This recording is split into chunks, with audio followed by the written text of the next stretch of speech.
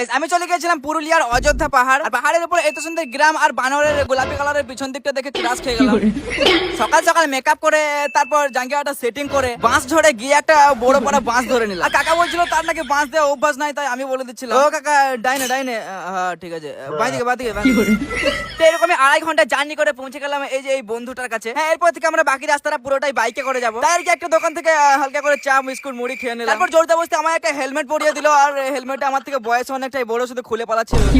তো কষ্টে মষ্টে 5 ঘন্টা জার্নি করার পর ঘুরে ঘুরে পাহাড়ের উপরে উঠে গেলাম। আমি জানতাম না যে পাহাড়ে এতটা উঁচুতে এরকম গ্রাম আছে, বাট জানার পরে আমি ডিসিশন নিয়েছি যাই হোক করে এই গ্রামে বিয়েটা করতে হবে। হয়তো এইদিকে ওইদিকে তাকিয়ে তো যাচ্ছিলাম, বাট আমার বয়সের একটাও মেয়ে দেখতে পেলাম না, সবই আমার নানির বয়স।